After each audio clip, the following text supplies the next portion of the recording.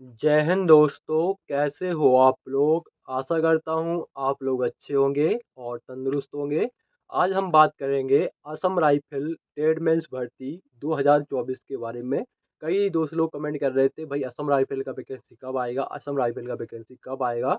तो मैं आपको बताना चाहूँगा, इसमें असम राइफल का वैकेंसी बहुत ही जल्द आने वाला है। ठीक है, अगर ये चुनाव नहीं होते तो वैकेंसी का नोटिफिकेशन अभी आपको देखने को मिल जाता है। इसके अलावा जो हमारे नए कैंडिडेट हैं, जो अभी 18 साल के हुए हैं, नहीं पता असम राइफल के बारे में, तो असम राइफल में जो आपका ट्रेड में इसका वैकेंसी निकलता है, उसमें आपकी कितनी योग्यता मांगी जाती है, उम्र क्या होना चाहिए, सिलेक्शन प्रोसेस में कितने विषय से प्रश्न पूछे जाते हैं, फिजिकल में हाइट कितना होना चाहिए, रनिंग कितनी होती है।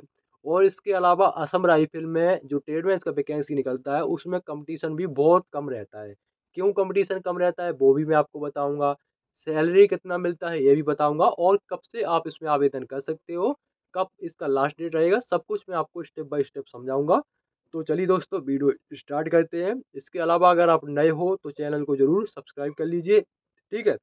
और इसके अलावा अगर आप आरपीएफ की तैयारी कर रहे हो तो उसके जो पुराने पेपर हैं, जो पिछली भर्ती निकली थी, ठीक है, तो उसके प्रीवियस ईयर के पेपर मैं सॉल्व करवाए हैं, जी के जीएस के, तो वो आप देख लीजिए। ठीक है, अगर आप आरपीएफ की तैयारी कर रहे हो, आपके लिए आप देखोगे तो आपको खुद लगेगा हाँ मैंने कुछ सीखा है। क्योंकि अगर प्रीवियस ईयर के पेपर सॉल्व करते तो पता चल जाता है कि भाई प्रश्न यहाँ से भर रहे हो, लेवल ऐसा है, कठिन है, सरल नहीं, पता चल जाता है। ठीक है। तो सबसे पहले हम बात करेंगे पोस्ट के बारे में, कि जो असम राइफल ट्रेड में इसका जो भर्ती निकलता है उसमें कौन कौन सी पोस्ट रहती है। तो देखो, पहली पोस्ट है आपकी क्लर्क की, फिर आपका बर्बर की, बासरमैन की, प्लम्बर की, लैब अटेंडेंट की, कुक की, स्वीपर की, आर्मोरर की, और रेडियो ऑपरेटर की।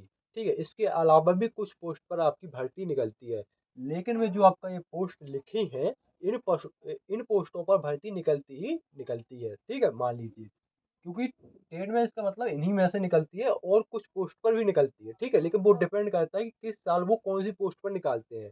ठीक है। तो पोस्ट हो गई, बात करते हैं इसके आपकी योग्यता के बारे में। योग्यता सिंपल 10वीं पास और 12वीं पास। ना तो इसमें आरटीआई सर्टिफिकेट मांगा जाता है, ना तो आपका इसमें कोई एक्सपीरियंस मांगा जाता है। सिंपल 10वीं और 12वीं पास। जैसे क्लर्क के लिए आपका 12वीं पास मांगा जाएगा। ठीक है, और प्लम्बर जो है इसके लिए आपका आईटीआई सर्टिफिकेट मांग लेता है प्लम्बर के लिए। बाकी कुक के लिए, बर्बर के लिए, बासरमैन के लिए, आर्मोरर के लिए, स्वीपर के लिए, इनके लिए नहीं मांगता है। ठीक है, जैसे बीएसएफ ट्रेड में से मांगता है ना एक्सपीरियंस, आरटीआई भी मांग लेता है, लेकिन इसमें नहीं मांगता। ठीक है, क्लियर। ये योग्यता हो गई। बात करें उम्र के बारे में, उम्र होना चाहिए 18 से 23 साल। ठीक है, कुछ पोस्टों में 18 से 25 साल भी है। ठीक है। और आप अगर बात करो एज रिलैक्सेशन के बारे में, तो एससी एसटी के लिए 5 साल की छूट, और ओबीसी के लिए 2 साल, वो 3 साल की छूट। ठीक है, तो ये योग्यता हो गई।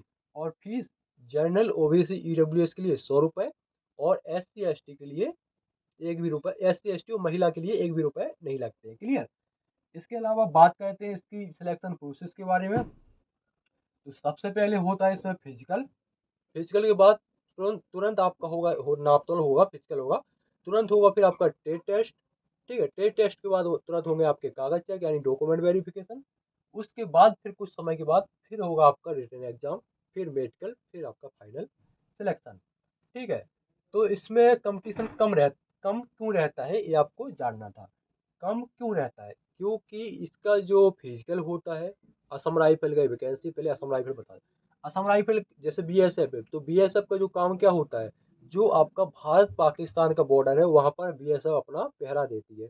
ठीक है, तो वैसे ही जो आपका असम राइफल है, ये आपका जो म्यांमार का बॉर्डर है, नागालैंड से लगा हुआ है, त्रिपुरा से, वहां पर ये अपना असम राइफल अपना ड्यूटी देता है। खासकर वो 7 जो स्टेट है, जैसे मेघालय, त्रिपुरा, असम, अरुणाचल प्रदेश।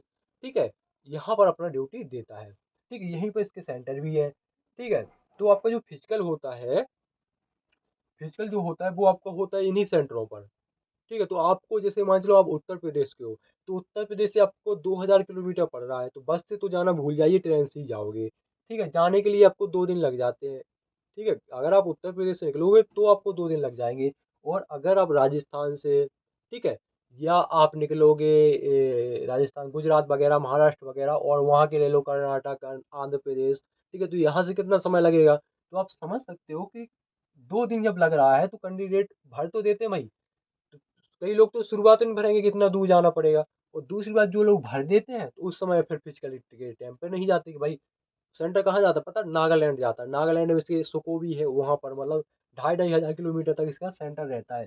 ठीक है, तो फिजिकल के लिए जाओ, और जो आपका रिटर्न हो एग्जाम होगा तो भी आपको वहीं जाना पड़ेगा, इसलिए कंपटीशन थोड़ा कम हो जाता है। मारे मारे फिजिकल के लिए चले जाते हैं, तो फिर आपका रिटर्न एग्जाम के लिए नहीं जाते कई लोग कि चलो भाई वो मतलब कुछ नहीं जाते। ठीक है, तो देखो फिजिकल में सबसे पहले आपका हाइट 170 सेंटीमीटर होना चाहिए, और महिलाओं का 157 सेंटीमीटर।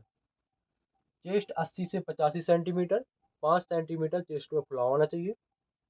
रनिंग 5 किलोमीटर की होगी, 24 मिनट का टाइम मिलेगा। महिलाओं की रनिंग 1600 मीटर की होगी, 8.5 मिनट का टाइम मिलेगा। वजन आपका एज के अकॉर्डिंग नापते हैं, जितनी आपकी उम्र होगी उतना आपका वजन नापा जाएगा। वजन मिनिमम 50 किलोग्राम होना चाहिए।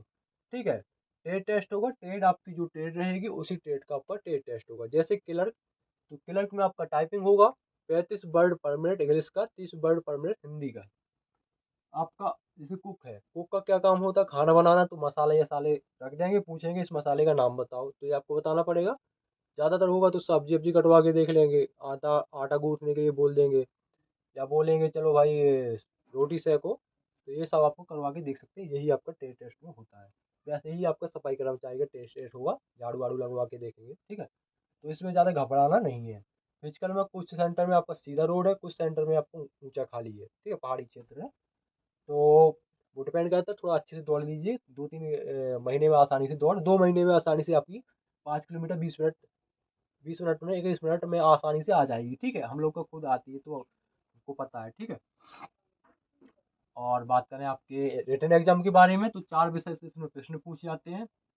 मैथ के 25 प्रश्न, रीजनिंग के 25, जी के जीएस के 25, और इंग्लिश के भी 25। टोटल 100 प्रश्न रहते हैं। हिंदी इसमें नहीं पूछी जाती। टाइम 2 घंटे का दिया जाता है। पेपर ऑफलाइन होता है, ओ एम आर बेस्ड।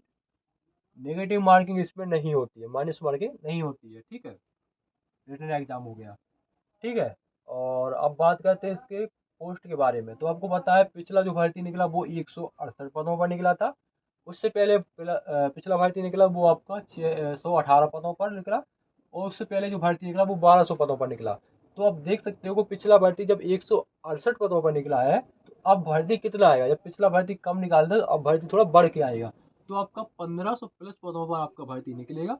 अगर आप सोचते हो कि 2-3 हज़ार 4 हज़ार 5 हज़ार ऐसा पद में निकलता, तो ऐसा कुछ इसमें नहीं निकलता। ठीक है, तो आपका 1500 इतना मान लीजिए, इतना आपका वैकेंसी आने का चांस है। ठीक है, बात करें हम ऑनलाइन डेट के बारे में, आवेदन के बारे में, तो आपका आवेदन जुलाई अगस्त से इसका नोटिफिकेशन आपको देखने को मिल सकता है। ठीक है, नई भर्ती 2024 का। ठीक है, लोकसभा चुनाव नहीं होते तो इसका नोटिफिकेशन अभी आपको अप्रैल मई में देखने को मिल जाता है। ठीक है, बात करते हैं सैलरी के बारे में। तो आपका जो बर्बर बासरमैन और कुक आर्मोरर जो है, ये आपका राइफल मैन का पोस्ट है या कांस्टेबल का पोस्ट है। तो इसमें इन हैंड सैलरी रहता है 21,700, प्लस अलाउंसेस जोड़ोगे तो आपका 30 से 35 हज़ार इसमें हो जाता है। इसके अलावा अगर आप क्लर्क के बारे में बात करूँ, तो ये हेड कांस्टेबल या हवलदार का पद होता है। इसमें सैलरी जरा ज़्यादा रहता है, 25,500 इन हैंड रहता है। अलाउंस जोड़ोगे तो 40 से 45 हज़ार बन जाएगा। इसमें 30 से 35, इसमें 40 से 45, 5 से 10 हज़ार के बीच में इसमें फ़र्क रहता है। ठीक है, तो ये थी कुछ जानकारी ऑनलाइन डेट जुलाई अगस्त। ठीक है, इसके अलावा कुछ डाउट वगैरह हो तो पूछ लीजिएगा। मिलते हैं किसी नेक्स्ट वीडियो में। जय हिंद, जय भारत। कितने लोगों के लिए